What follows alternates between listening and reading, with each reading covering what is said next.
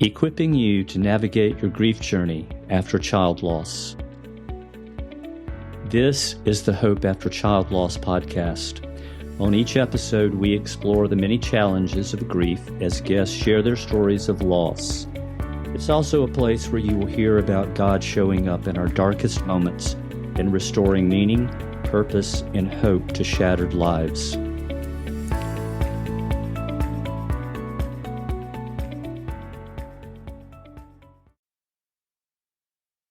Welcome, everybody. We are so glad you could join us today. I'm your host, Greg Buffkin, and on today's episode, I will be joined by Erin Maroon, Ashlie's mom and the co-founder of Ashlie's Embrace. It is a nonprofit to honor Ashlie and to help other grieving parents. Welcome, Erin. We are so glad you could be with us today. Thank you for having me. Yeah, my pleasure. Erin, tell us a little bit about your family today. We will jump into your story in just a couple of minutes, but I'd just like to have you bring us up to date on where you guys are today. Sure. We have a son who just turned 7, and my husband and I just celebrated our 18th wedding anniversary. Oh, and congratulations. Yeah, thank you. So we are just staying busy with him and summer plans and getting ready for our annual gala for Ashlie's Embrace. And my husband's a DJ, so wedding season. So it's lots of fun. Wow. Yeah, I guess he is busy. Yeah, so that's where we are now. Well, it sounds like a busy but fun summer. Yes, it is. Yeah. Well, Erin, why don't you take us back to October of 2015? Sure. I found out I was pregnant at the very beginning of the year in 2015. We had been together for almost 11 years, married, and it was our first pregnancy. We were completely surprised that I was pregnant, and my pregnancy was perfect. No issues, no complications, nothing to be concerned about, no red flags, none of that. And I went to an appointment at 41 weeks in a day, and they did a non-stress test and an ultrasound just to make sure she was okay. And I remember looking at my doctor. I looked her right in the eye and I said, am I jeopardizing either one of us if I wait? Because I didn't want to be induced. I wanted her to come naturally. Sure. And she said, no, but I'm not going to go past 42 weeks. And I said, okay, great. So we scheduled the induction for the following week, and I went home. And my husband was away, and I was relaxing on the couch, just exhausted from the day. And I kind of fell asleep, and I woke up to a huge kick, and I grabbed my stomach and I said, baby girl, what was that? And then nothing. And my husband came home and he said, is Ashlie okay? I just have this weird feeling. And I said, yeah, she's fine. I'm fine. We're good. And then I realized that she wasn't moving. And so I drank the orange juice, ate the Tootsie Rolls, jumped up and down, tried to get some movement, and there was nothing. And so I called the hospital and they said, how far along are you? Yeah, you should probably come in. So we made it to the hospital, lickety split, and they hooked me all up, and multiple people tried to find her heartbeat, and they said that she was gone. And we both looked at each other like, are you serious? You just told us 12 hours ago that she was fine. What happened? Wow. And so I was induced, ironically, and I was in labor for 24 hours. And then she came out. I had a C-section. She came out without a sound. And I remember my husband peeking over the curtain, and he said, she's out and she's beautiful. Oh. And we believe that it was a cord accident. As they kind of unraveled her, the cord was wrapped 3 times around her neck and once around her ankle. Oh, gosh. And so just, these emotions of, you're supposed to have the happiest day of your life when this baby comes out, and everybody tells you what to do when you come home with a baby, but nobody tells you what to do when you don't. Yeah. That's very true. Yeah. I mean, nobody talks about that, and it's all too common, unfortunately. And so, yeah, we went home without her. We had less than an hour with her in the hospital to say our hellos and our goodbyes, and picked out an outfit to bury her in. And I gave her back forever. Well, this side of heaven gave her back. Oh, wow. Erin, I cannot imagine getting that close and then getting that news. And then you guys have to go home and you have to do things that you were totally unprepared to do, having to plan a funeral and all that goes along with that. How did you get through that? I don't know. I mean, I know now, Right. but in those days, it was a complete fog. We were blessed to have an incredible support system, and so my work family rallied. My husband's like I'm in sales, and my customers rallied, and my husband's friends and like it was just incredible the amount of support that we had, and so there were meals and a GoFundMe set up for us, and just God's love Mm. showering on us, even though in the moment we didn't really realize that. And people praying and checking on us. And for weeks, we got cards in the mail every single day. I would come home with a stack of cards from the mailbox for people we didn't even know. We were on prayer lists across the country. So it was just that was what got us through.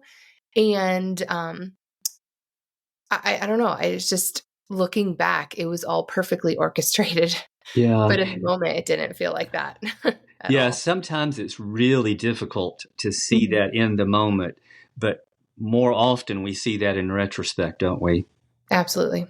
I love what you said about the support that you got because that is so important in helping grieving parents to move through that process, particularly in the early days and weeks when you're still pretty much in a state of shock. So, yeah, you guys were very blessed to have all of those people and then to be able to look back and see how God orchestrated all of that, unbeknownst to you at the time. Right. Erin, can you talk a little about the personal impact that losing Ashlie had on you? Because we know that the impact is more than emotional. It's more than just the sad emotions. It's physical and mental. There's also a spiritual component to it. Can you talk about some of that? Yeah. So at first, I was angry, very angry at the way it had all gone down. A lot of Yeah. things that could have gone wrong in the hospital went wrong in the hospital. We felt cheated on the amount of time we got with her. It just all was messy. Yeah. And some of my closest friends had babies a week prior, the day of, and Oh, I was angry at that our baby didn't come home, and so I remember just feeling this just unbridled just rage at people, and how can you worry about this when I just lost my baby, and just I became judgmental and bitter, I guess, if you would say yeah. is the best way. And also from an emotional standpoint, I developed some serious anxiety. And I think it was because I couldn't control what had happened. And so I tried to control everything else, Yeah. which brought about this, I felt like I was losing control of everything. And so that wasn't helpful. And I think in the beginning, it could have gone very differently. I was angry at God. Why would you let this happen? Why did everyone else's baby get to live?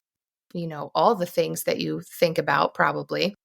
And I think that spiritually, it's a time where it could go either way for people.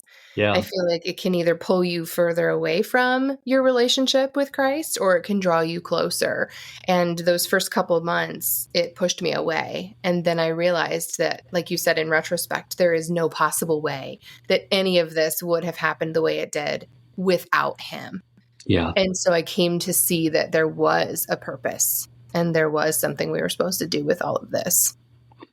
But that's a process, isn't it? Absolutely. Yeah, it takes a while to get there. And everything that I've heard you express is expressed so often by other people that I'm sure that you've talked to who have experienced a similar loss. And and certainly the same thing with me. It's not uncommon to feel to have those feelings of anger towards other people and towards God, and just being angry in general because everything was backwards. Yes. Nothing happened like it was supposed to. And like you, sometimes I struggle when I feel like I'm out of control, Yes. when I have no control, I should say, and that Yes. can make things even more difficult and add another layer of anxiety, as you described. Yes. It complicates even more complicated situations It sometimes. really, yeah, it Yes. really does. How did you climb out of that place of feeling so much anger and anxiety? What was it that got you to the next step?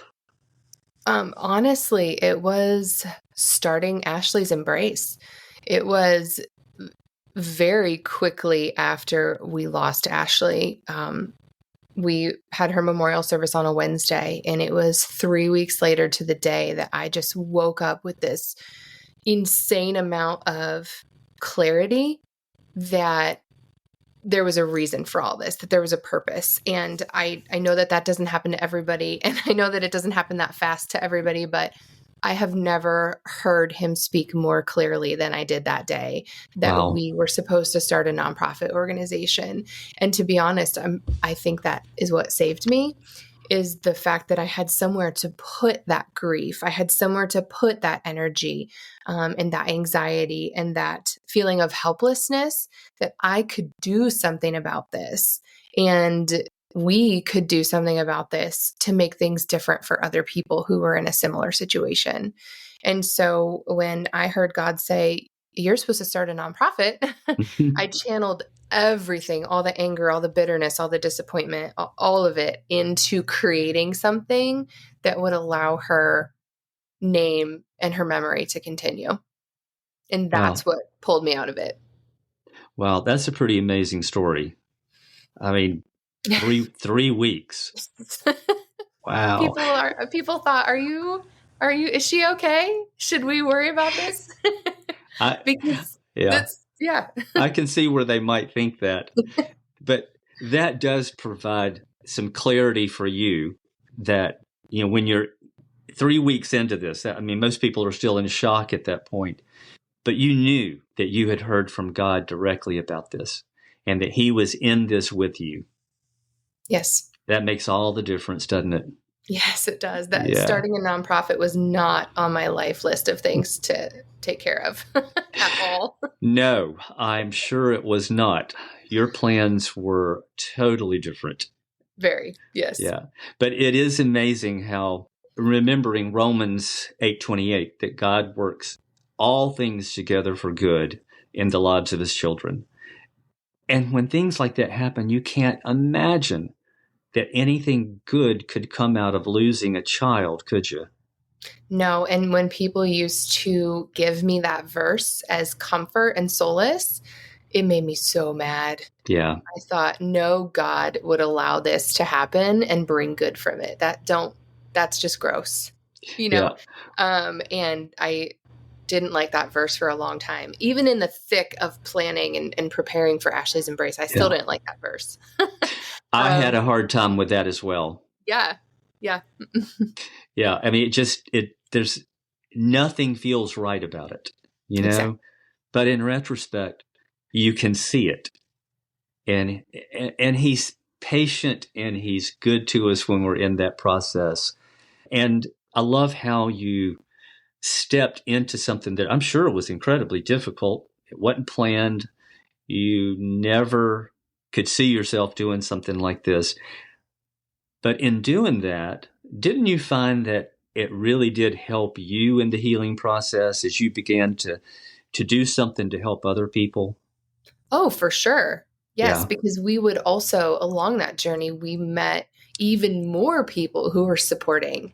And that just kind of solidified just his hand in all the things, and that I don't like it, but this was the plan all along. right. This is exactly how it was supposed to be. And one of my husband's best friend, his son was killed in Afghanistan on his Mm. fifth tour of duty. And my husband said to him, I'm sorry, this isn't how it was supposed to be. And his friend said, no, this is exactly how it was supposed to be. And Oh, so wow. now we have to live in what was supposed to be and not what we thought was going to be. And so that just resonated with me that he had this planned all along. Yeah. Nothing catches him by Yeah, surprise. exactly. We're finite. It does catch us by surprise because we have plans. Exactly. Even if they've never been verbalized, when you're getting ready to have a child, you have plans, not just for the immediate, but you have future plans. Right. You had thoughts of all that was going to unfold along your child's life. And then it all comes crashing down. Right. Sometimes, Erin, people talk about how losing a child just changes everything. Do you think that you're the same person today that you were the day before you lost Ashlie? In some ways, yes. My fuel, my drive has not changed to make a difference. However, I'm a little bit more guarded. Yeah. I guess. I'm a little bit more cynical and I wish I weren't like this, but when other people are complaining about things, I think, are you serious? It's not as bad now as it used to be, but I do struggle with that a little bit. And I do also have some jealousy still. I'm just going to be honest. Pregnancy announcements, I will stay in your social media space until you announce that you're having a girl. Then I have to unfollow you. And I have a baby and he's living and he's fine and he's healthy and he's here, but I still can't. Newborn baby girls, I struggle with that still. And it's been almost 9 years. Yeah, I get that. And I appreciate your transparency. Mm-hmm. And, there's something that you said a moment ago, too, is Kathy and I, my wife and I, have experienced the same thing. There are a lot of things now that seem very trivial that did not before. Losing a child gives a perspective that nothing else really can. Yes, I agree. Erin, from your own experience, what are some things that you wish other people who are on the outside looking in better understood about what grieving parents go through? It's not just a day. It's Right. not just that moment. It's not, I've heard most people, I would say 99.8% of people have been very supportive still to this day when I want to talk about it or let it out. Sure. And there's that very tiny percentage though that think or say out loud, she wasn't even here really. She never came out of your womb. Like she wasn't born. How can you be so upset? Why are you still talking about it? And it's not just the fact that she was stillborn. It's the fact that there was no first day of school. There was no first birthday. There will be no first dance. There will be no, with my husband being a DJ, there will be no daddy-daughter dance at school. There will be no father-daughter dance at the wedding. Those moments that even before that I took for granted are stripped of you. And it is a lifetime of things that you don't get anymore. Right. And I think that a lot of people don't see that. They see the right now. Your baby was born and your baby went to heaven, and I'm sorry that happened to you. And then it's not over after that, though. And it's just navigating the milestones. The baby that was born the same day. We see him often, and I look at him and think, wow, would Ashlie be that tall? Would Ashlie be, the same academically? Would you guys be friends? All these what ifs. And so I don't know that that's often thought about. I suspect not. And I think that as much as it frustrates us sometimes that people don't seem to get it, the truth of the matter is it's impossible for them to unless they've experienced it, and we wouldn't want them to. But No, absolutely not. but at the same time, sometimes it's just like you would give anything if somebody could just understand what it is we're going through. Right. It's like after the funeral, everybody else goes back to their normal daily routines and activities, and life just goes on. But for us, it's like our world suddenly stopped, Yes. and we don't know where to go or what to do. We're left trying to navigate and process something that we weren't built to be able to do. I had a pastor explain it one time. I thought he put it really well. In God's original design, death was not part of the equation. And so we don't come equipped naturally knowing how to deal with it. And I thought, wow, I've never heard anybody say it that way before, but it makes absolute sense. Yeah. Because until the fall, death didn't exist. Right. We were to be eternal creatures. And so that's why it just feels so foreign and so incredibly difficult to deal with. It does. And it affects you. I feel like for us, at least, that we had a child after, it affects how we parent him as well. It Yeah. shapes you could call us helicopter parents with him because we know too much. We know how quickly it can be taken away. And your child isn't here anymore. And so we're very protective of him and, all of those things. And so it affects more than just my husband and I. Oh, It's of going to course. affect our son as much as we don't want it to, or try to make it not awkward, or, that's our reality. And so he Yeah. will feel some of that, I'm sure. Erin, what was it like when you found out that you were pregnant with your son? Because I'm sure that it brought back some really anxiety producing feelings, not just initially, but for 9 months. I mean, Yes. I would guess. Yes. So it wasn't just, we made it past this milestone. Okay, we can breathe a little bit. It was all the way to the end. And I decided early on that I was gonna, and this is easier said than done some days, but I wasn't gonna allow fear to take over my second pregnancy, just in case something had also happened to him or Yeah. would also happen to him, that I wanted to give him as much joy while I was pregnant with him as I did with Ashlie. Yeah. I was not fearful with Ashlie. I was joy filled. I felt better pregnant than I did not pregnant. And so I wanted to give that to AJ as well.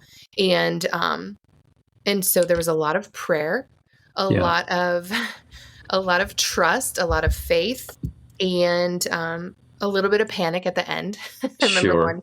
one instance where my kick count was lower than I wanted it to be, and so we flew to the hospital and thought, "Oh no, please not again." In one of our early ultrasounds, my OB couldn't find the heartbeat, and I remember going into the ultrasound room. I went alone to that appointment, and my OB grabbed my hand and squeezed it the whole time they were waiting to find the heartbeat, and because he knew, we're not doing this again. And so, but we made it. We made it. Yes, you did. And I know not everyone gets another chance, That's true, And, unfortunately. right. So I'm acutely aware of that as well. You talked a minute ago about fear. I don't know about you guys, but for us, I think we fear less, just in general terms. We just live with less fear now because we feel like we experience the worst. Would A that be little true bit, for you yes. guys? Yes, that it's like, well, we've done that. We got the t-shirt, Yeah. and I can get through it. I don't want it to happen, but it is what it is. Right. You kind of have a different faith, I think. I think so too. I guess probably my greatest fear as our kids were growing up was that we would lose one of them. I mean, if somebody asked me what my greatest fear would be, I think that's what I would have said, and in that season of life. Right. And once you've lived through it, then you feel like, gosh, I mean, there's probably not a whole lot else that can produce a level of fear any greater than that. And if we survive that, you feel like you can survive just about anything. Right. Yeah. I don't want anything else, but No, no, no, absolutely not. Let's talk about something that tends to be a subject that produces a lot of frustration and anxiety and sometimes anger with grieving parents. And that is something you alluded to a few minutes ago. Sometimes people, as well-meaning as they are, will say things that are so incredibly hurtful because they want to help. But sometimes the best way they could help is maybe just show up and maybe not say anything. So can you talk a little bit about what y'all's experience was with that? Most people, they handled it as well as they could have. You mentioned it a couple minutes ago that the death of a child is not in the natural order of things. Right. And so people don't know what to say or how to act. The meals and the cards and people just saying, I'm sorry. That was super helpful. And people checking on us. Are you okay today? How are you? Is there anything I can do for you? I think we also heard the standard. It's okay. You can have other babies. Yeah. No, some people Yeah. can't have other babies after secondary Right. infertility is very real for a lot of families. And we also heard God needed another angel. Oh, And while I get the intent of it, it still makes my skin crawl. yeah.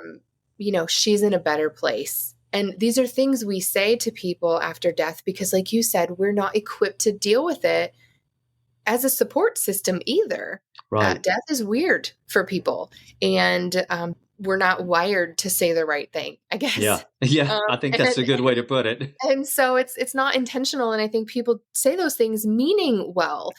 God doesn't give any battles. He doesn't put anything on your shoulders that you can't handle. That's all not the true. things that, yes, all the things that he puts that on our shoulders. So we need him. Exactly. But all of the things that people say in a well-meaning way sometimes are it'd be better just to just say, I'm sorry. Yeah. And just be Yeah. done. And so even now, I will not ask people, do you have any children? Yeah. Because I still to this day, I get it. I know what people said to me. Is this your first? When I was pregnant with AJ? No. And I don't think people do it to be vindictive. I think they think that they're caring, but it isn't always helpful. That is so true. For people that are listening today that may be dealing with some of that right now because they're in a fresher season of grief, Erin, how did you guys deal with some of those things that were said carelessly, but that were very hurtful? Yes. Grace.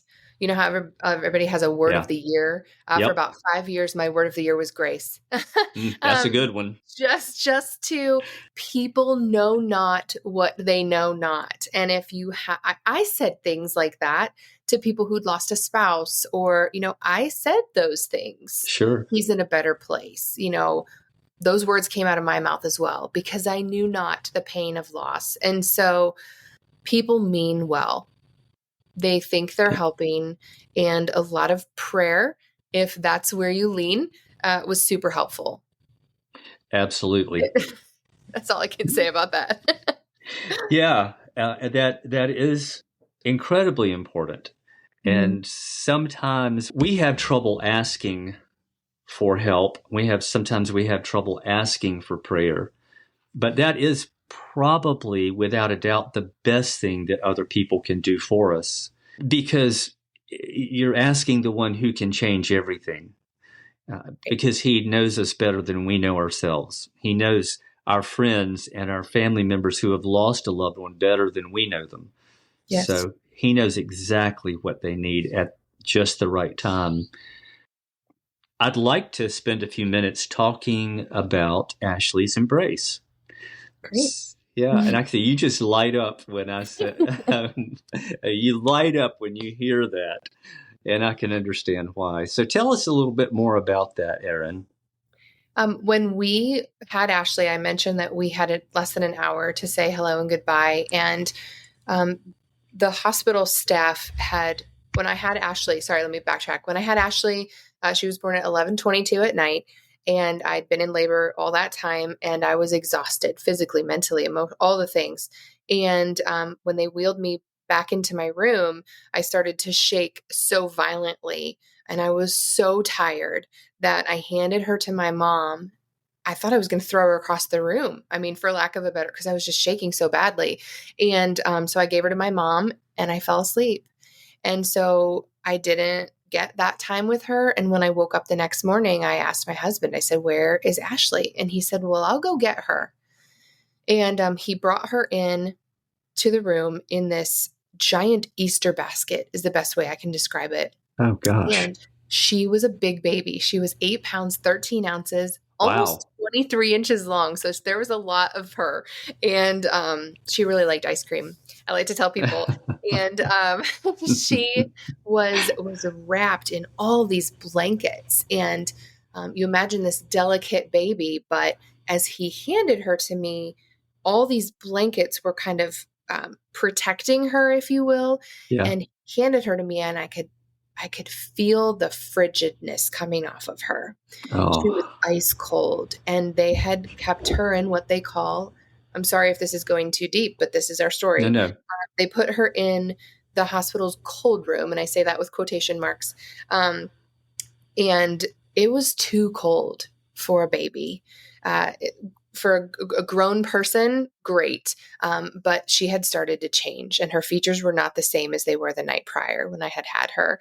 And my husband asked me not to unswaddle her because she had Wow. changed so much. And I didn't count her toes. I didn't change her diaper. I didn't bathe her. I didn't dress her. I didn't read to her. My husband and I are singers. I didn't sing to her. I didn't rock her. I didn't do any of those things because I didn't know if I could. Yeah. What's normal? And the nurses had said you could keep her as long as you want, but there was no bassinet in my room. Do people hold their babies? How does this work? Can I fall asleep with her? Where does she go? What do other people do? All these questions. And so I took a couple of grainy photos on my phone and gave her back to my husband. And that was the last time I saw her. I had maybe Oh, 15 minutes that next day. And I didn't know what else to do. And so after we came home, a couple people had approached me about a cuddle cot. Did you have a cuddle cot? Have you heard of a cuddle cot? And in the hospital, I had Googled how to come home to an empty nursery and found an article that referenced these cuddle cots. really? Yes, they help keep a baby cool as opposed to frozen in the quote unquote cold room. And also, room temperature is not good for anything after death.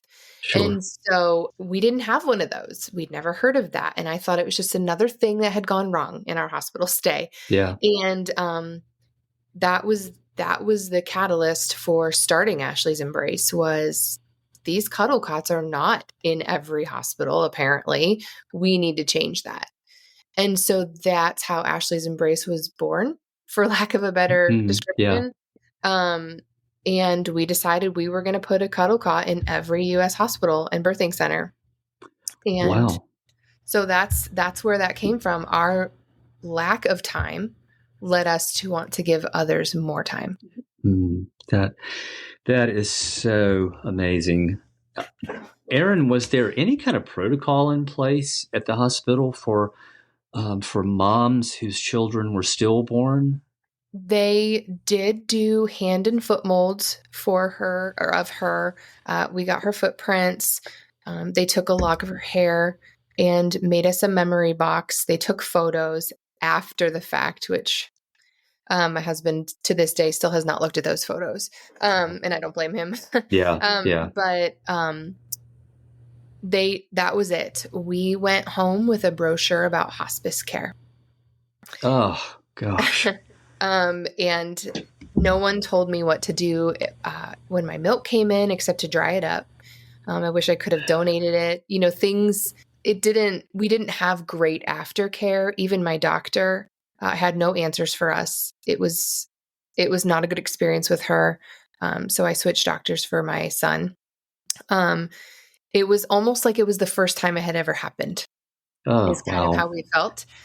Even though my nurses, I cannot say enough about the nurses. If you were one of my nurses who are listening, they were amazing. Heaven sent. One of them laid with me for hours, literally laid with me in bed with me while I cried, and held me for probably about 3 hours. And so I will never forget that act of kindness. And they were incredible. The other pieces, not so much. Yeah. So you guys felt pretty alone. Oh, absolutely. Yes. Yeah. Yes. And that's something that when you've experienced it, you would do anything to help someone else so that they don't experience that. Exactly. And that's what you guys are doing now. So how does this actually work, Erin?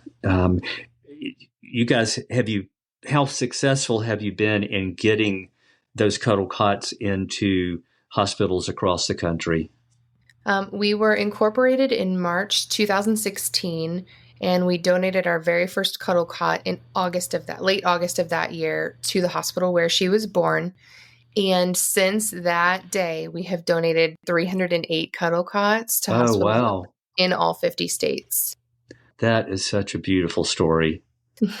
So how do people get in touch with you, Erin? We are on social media. We're on Facebook, Instagram. It's Ashlie, Ashlie. Ashley's Right. Embrace. And we have different fundraisers. And what I love most about what we do is that we're able to um, allow people a chance to fundraise for a memorial cuddle cot for their baby. And that has taken off like wildfire. And so through the grapevine, people find us on social media. If you Google cuddle cot, Yeah. we are one of the first that comes up, sometimes before the manufacturer, which is pretty cool. And Yeah. they're made in the UK. And we get them shipped over here for $3,000 a piece. And then we donate them to hospitals. And we've worked with so many families who said, we want to do something. We had a cuddle cot, we want to pay it forward. Or we didn't have a cuddle cot, we want to pay it forward. And hundreds of thousands of dollars have been raised that way, with families just wanting a place to put their grief. I had someone message me yesterday, and she said she didn't have a memorial service for her Mm. son. And her cuddle cot dedication was a couple weeks ago. And she said it was healing and beautiful in every way. And so to be able to give that to families and some sense of closure is something we didn't see at the beginning. Yeah, I imagine not. But wow, what a sweet, beautiful way to honor Ashlie. I know one day when you rejoin her in heaven, that's going to be quite an amazing reunion. And she's going to be, I know that right now she is so proud of her mom and dad. Thank you. I want Yeah, to just do it right down here so we can get up there.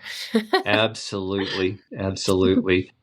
Erin, is there anything that you would say that we haven't talked about to a grieving mom who's in a very fresh season of that grief journey? Is there any advice that you would want to offer or just anything at all that you'd want to say to her?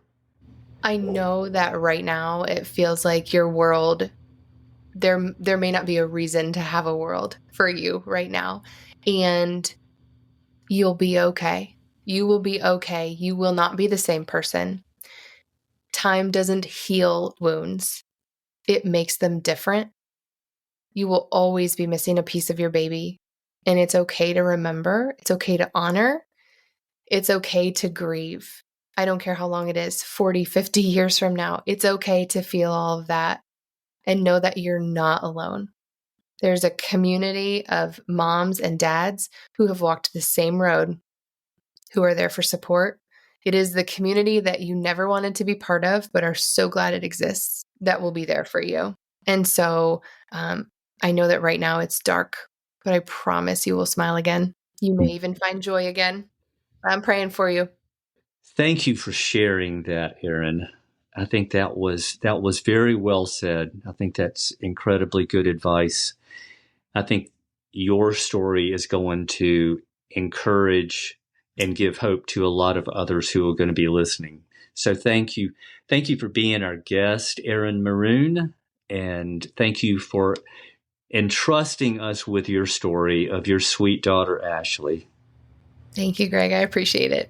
My privilege.